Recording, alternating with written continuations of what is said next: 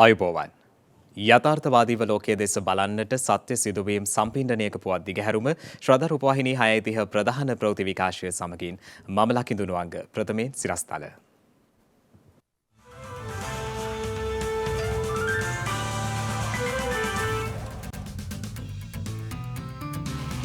හදිසි නීතිය යළි දීර්ඝ කිරීමක් සිදු නොකරන බව ජනපති පවසයි. මෙරට සුළං බලශක්ති ව්‍යාපෘති දෙකකට අදානි සමාගමට තාවකාලික බලපත්‍රයක්. වී අලවි මණ්ඩලය මගින් යලකන්නේ වී මිලදී ගැනීම අද සිට ඇරඹේ. සංචාරක වීසාමුවාවෙන් මිනිස් ජාවාරම් කරන පිරිස් හසු කර ගැනීමට දැඩි නීති. රහස් පොලිසියත් සහයෝගය අරගෙන මේ කර්තව්‍ය මේ මාෆියාවට තිත තැබීම සඳහා අවශ්‍ය කටයුතු සූදානම් කරන්න අපි කටයුතු කරනවා. G7 සමුළුවේ රටකින් වාර්තා වන ඉහළම උද්ධමනය බ්‍රිතාන්‍යයෙන් වාර්තා වෙයි.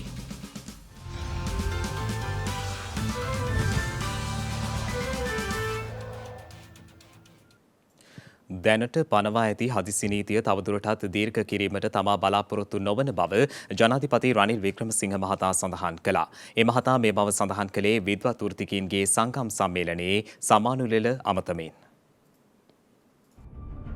විද්වත් වෘත්තිකයන්ගේ සංගම් සම්මේලනයේ 2022 සම්මාන උළෙල ඊයේ පැවැත්වුණා. ඒ ජනාධිපති රනිල් වික්‍රමසිංහ මහතාගේ ප්‍රධානත්වයෙන්. එහිදී අදහස් දක්වමින් ජනාධිපතිවරයා සඳහන් කළේ අද වන විට රට සාමාන්‍ය තත්වයට හැරමින් පවතින බැවින් හදිසි නීතිය තවදුරටත් දීර්ඝ කිරීමට තමා බලාපොරොත්තු නොවන බවයි.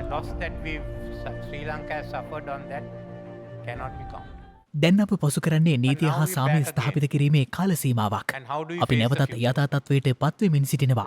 තත්ත්වය බොහෝ දුරට සාමාන්‍ය අතට හැරී අවසන්. මම නැවතත් හදිසි නීතිය දීර්ඝ කරන්නේ නැහැ. මම හිතන විදිහට හදිසි නීතිය මේ සතියන්තයේ වන විට අවසන් වීමට නියමිතයි.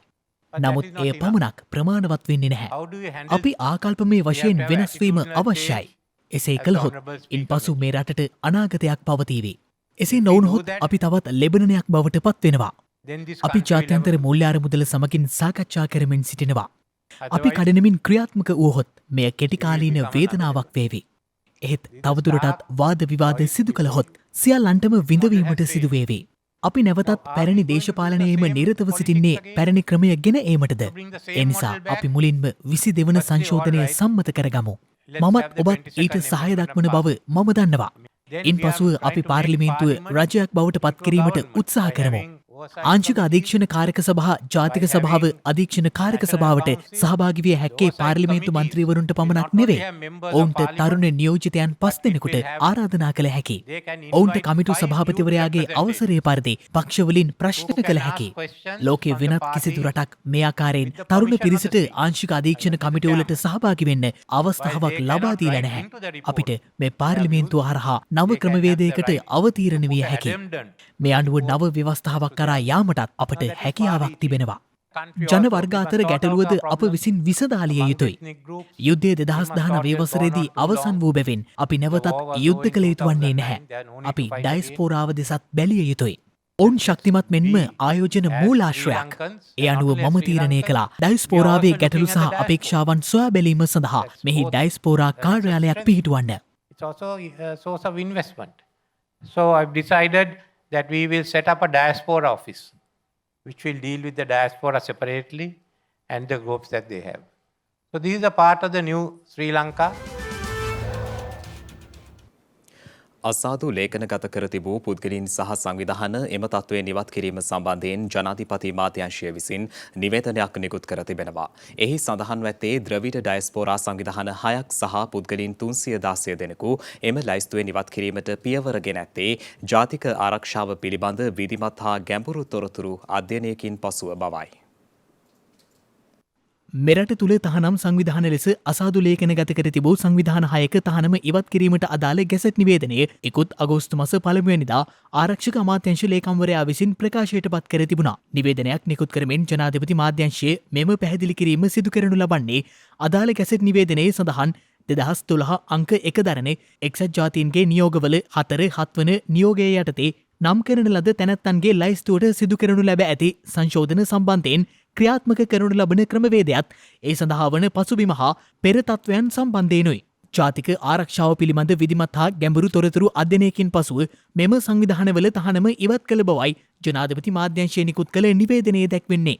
ඒ අනුවයි තහනම ඉවත් කළ සංවිධාන 6ට අමතරව අලුතෙන් හඳුනා ගන්නා ලද පුද්ගලයන් 55 දෙනෙකු සහ සංවිධාන 3ක් අසාදු ලේඛනයට ඇතුළත් කර ඇත්තේ.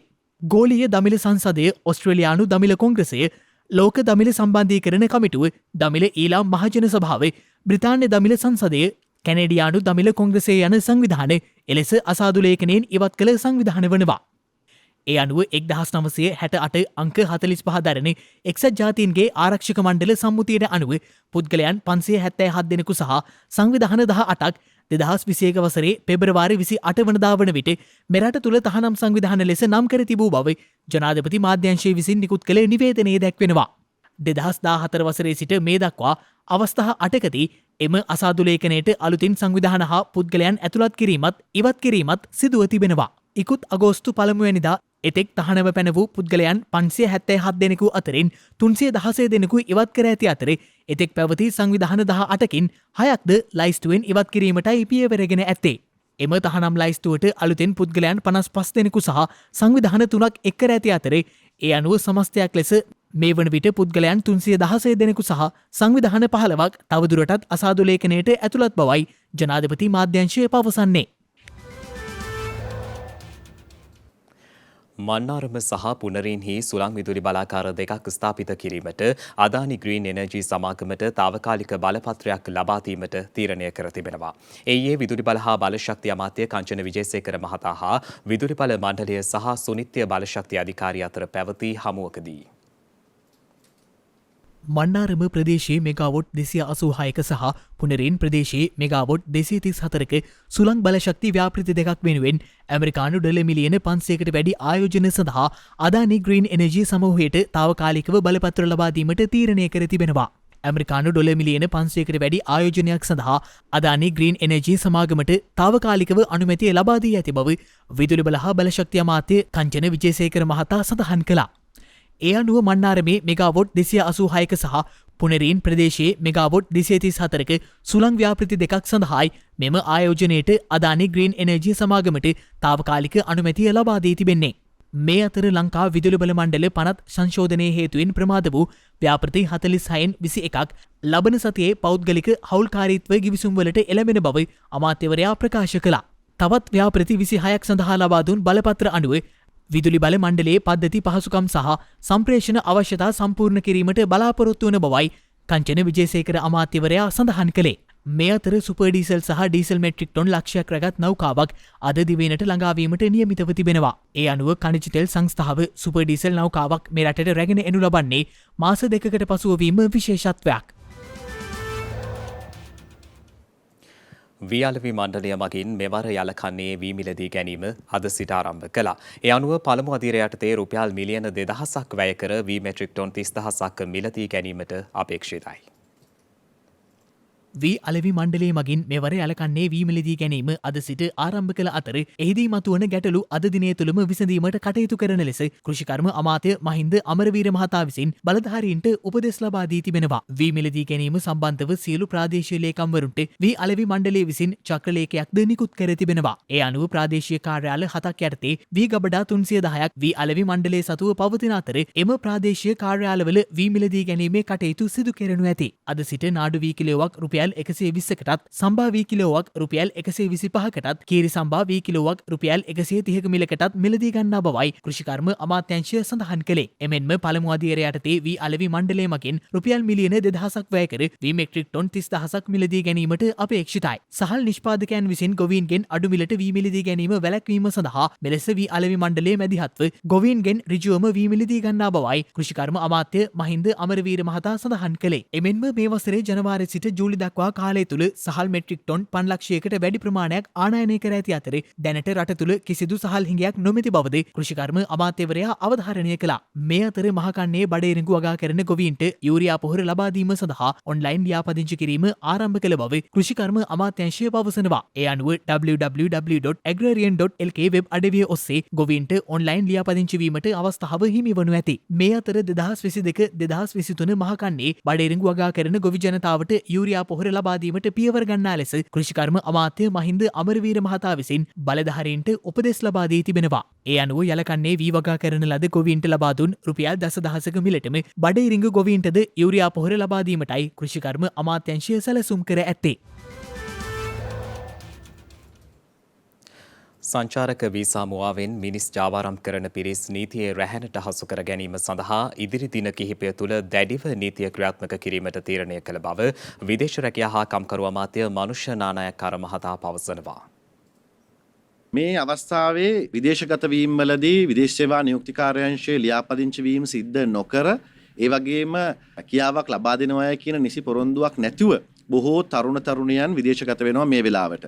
එය යන්නේ සංචාරක වීසා මගින්. ඒ වගේම කාන්තාවන් විශාල වශයෙන් යම් යම් රටවල් වලට ගිහිලා ඒ රටවල් හරහා තවත් රටවල් වලට ගිහිල්ලා ඒ රටවල් වල නොඑක් ආකාරයට හිංසනයට ලක්වන අවස්ථාවන් අපිට දැන් වාර්තා වෙන්න පටන් අරගෙන තියෙනවා. මේක බරපතල ප්‍රශ්නයක් රටක් විදියට රටේ කීර්ති නාමයටත් බරපතල ප්‍රශ්නයක් බවට පත් වෙලා තියෙනවා. මේ සියල්ල යම් මිනිසුන් පිට රටවල් වලට පැටවීමේ ජාවාරම් වල කොටස් විදියට තමයි සිද්ධ වෙන්නේ. සමහර අය කැමැත්තෙන් ගිහිල්ලා සමහර අය රස්සාවක් හොයාගන්න උවමනාවට ගියත් ඒ අය නොදැනුවත්කමින්ම මේ තරව්කරුවන්ගේ ප්‍රශ්න වලට අහු වෙනවා. ඒ නිසා සංචාරක වීසා මත දේශ රටවල් වලට ගිහිල්ලා ඒ රටවල් වල රැකියාව කරන බලාපොරොත්තුවෙන් රැවටෙන අපේ තරුණ තරුණියන් අපේ කාන්තාවන් විශේෂයෙන්ම ආරක්ෂා කර ගැනීම වෙනුවෙන් අද දිනේදී ගුවන් තොටුපළත් විදේශ සේවා නියුක්ති කාර්යාංශයත් ආගමන විගමන නිලධාරීනුත් එකතු වෙලා රහස් පොලිසියේ සහයෝගය අරගෙන මේ කාර්යය මේ මාෆියාවට තිත තැබීම සඳහා අවශ්‍ය කටයුතු සූදානම් කරන්න අපි කටයුතු කරනවා කියන එක. ඉදිරි දින කීපය තුළදී ඉතා දැඩි ලෙස නීතිය ක්‍රියාත්මක කරන්න ඒ වගේම මේ මිනිස් වෙළඳාමේ යෙදෙන අයවලුන් අත්අඩංගුවට ගන්න ඒ අයට විරුද්ධව නීතිය ක්‍රියාත්මක කරන්න මේ තුන් පාර්ශ්වයම එකතු වෙලා නීතිය ක්‍රියාත්මක කරන්න සූදානම් වෙනවා කියන එක අපි මේ වෙලාවේ විශේෂයෙන්ම සඳහන් කරනවා.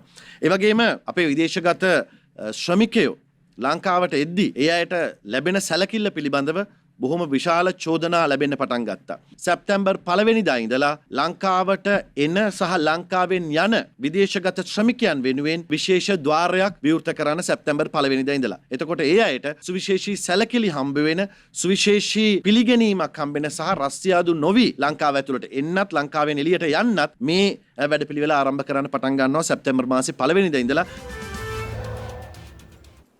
UN Vank 5 චීන නෞකාවෙන් කිසිදු රටක ආරක්ෂාවට තර්ජනයක් නොවන බවත් ඊට තුන්වන පාර්ශවයකින් බාධා නොකළ යුතු බවත් චීනය අවධාරණය කරනවා. චීන විදේශ අමාත්‍යාංශයේ මාධ්‍ය ප්‍රකාශකවරයා මේ බව සඳහන් කළේ බීජිං නුවර ඊයේ පැවති මාධ්‍ය හමුවකදී.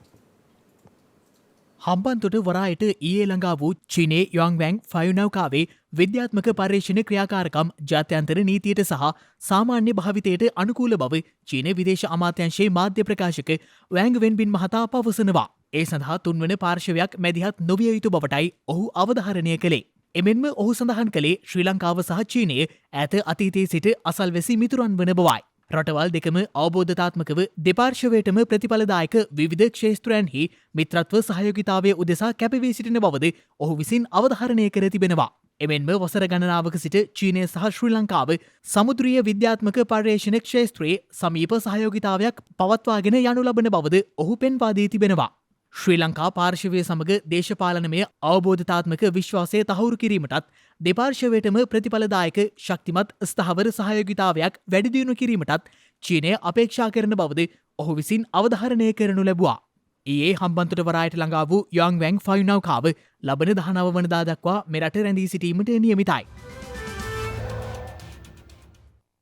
සේවා අපනයනකරුවන්ගේ අපනයන ඉපැයීම් රටතුරට ගෙනීම සඳහා ශ්‍රී ලංකා මහ බැංකුව විසින් පනවන ලද අනිවාර්ය අවශ්‍යතාව ලිහිල් කර තිබෙනවා.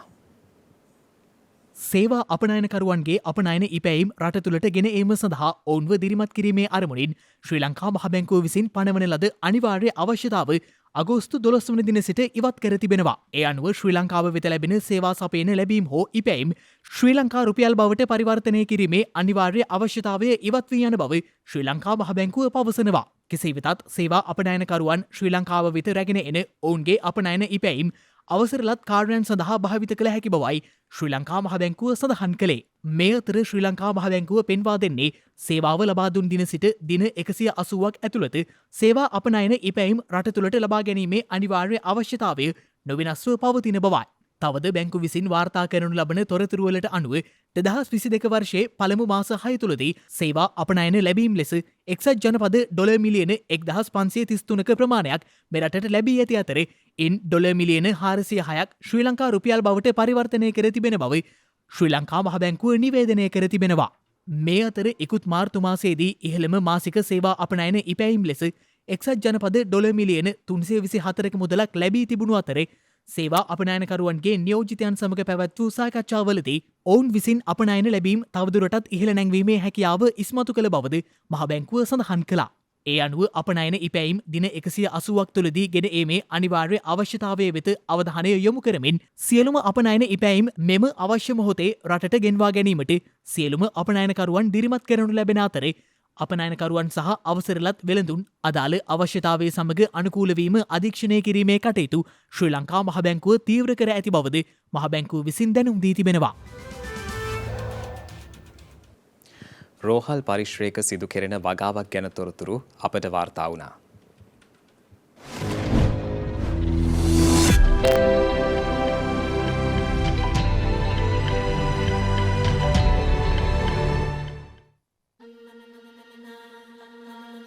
මේ තමයි දෙමෝදර ප්‍රාදේශීය රෝහල.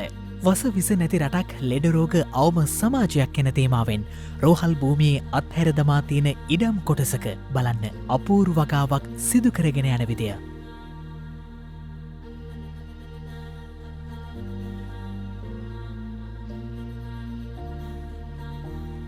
රෝහලේ වෛද්‍යවරුන් හෙදියන් කනිෂ්ඨ කාර්ය මණ්ඩලය ඇතුළුව හැමෝම එකතු වෙලා තමයි මේ වගාවන් සිදු කරන්නේ.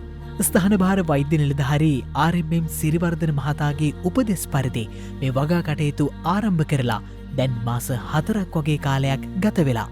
විශේෂත්වය මේ වගාව කාබනික පොහොරෙන් සිදු කරන වගාවක් වීම.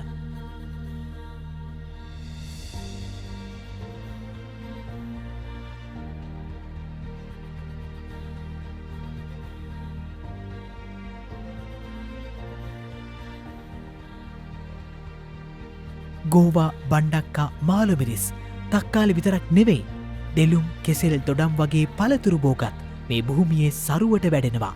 දැන් වෙනකොට ලැබෙන අස්වැන්න රෝහල් කාර්ය මණ්ඩලයට වෙන් වුණත් පසු කාලීනව රෝගීන්ට පවා මේ පලදාවෙන් පල ප්‍රයෝජන ගන්න පුළුවන් විදියට තමයි මේ කටයුතු සිදුවෙන්නේ.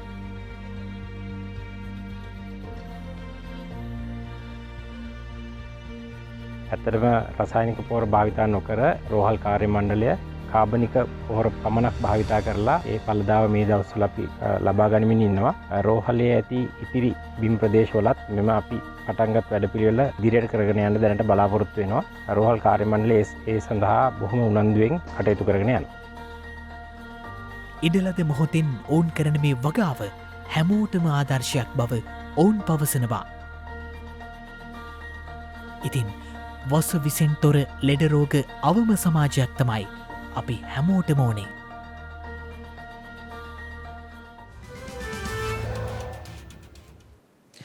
දෛනික ආසාදිතයින් වාර්තාවීම යළිත් දේශීය සීමාවට ආසන්න වෙමින් ගත වූ දිනේ මෙරටින් කොවිඩ් ආසාදිතයින් 195 දෙනෙකු හඳුනා ගැනුණා.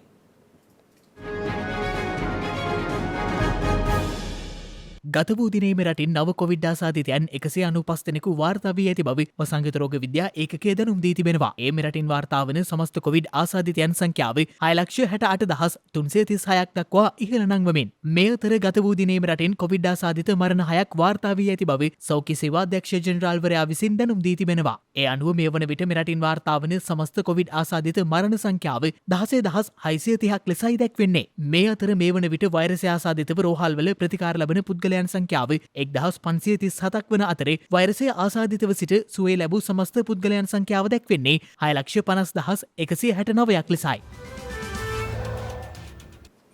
දැන් තවත් දේශීය පුවත් කිහිපයක් කෙටියෙන්.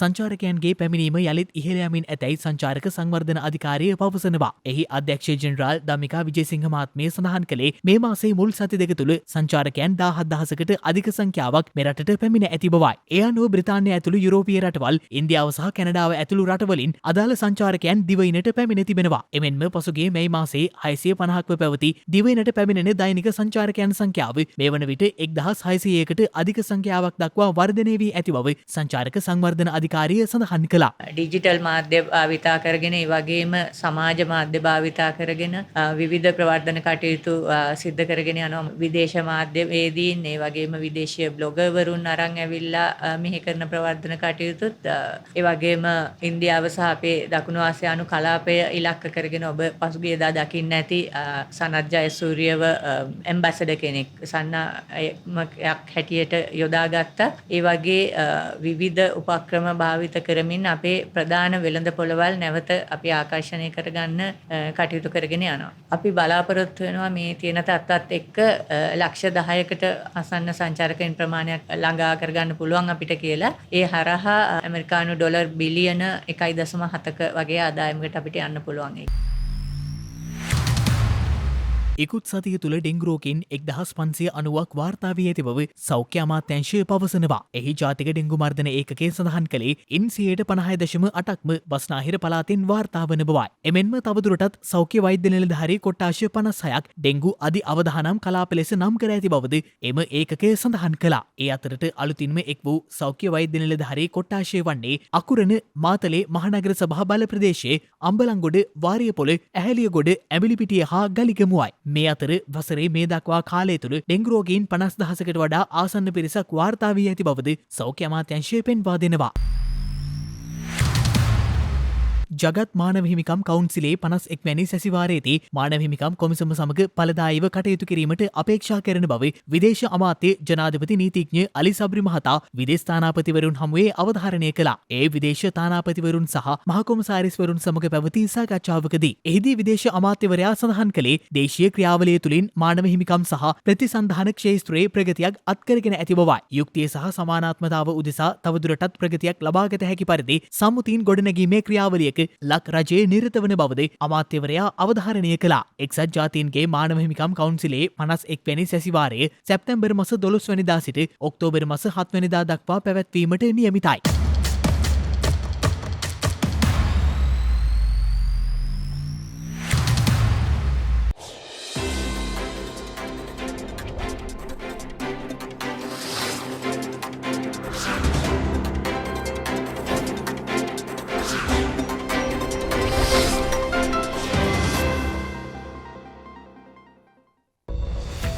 හෙට අගෝස්තු 18 වැනිදා ඉන්දු ලංකා ගිවිසුමක් අත්සන් කිරීම මුල් කර ගනිමින් ශ්‍රී ලංකා පාර්ලිමේන්තුව තුළදී බෝම්බ ප්‍රහාරයක් එල්ල වූයේ 1987 වසරේ අගෝස්තු මාස 18 වන දිනයි.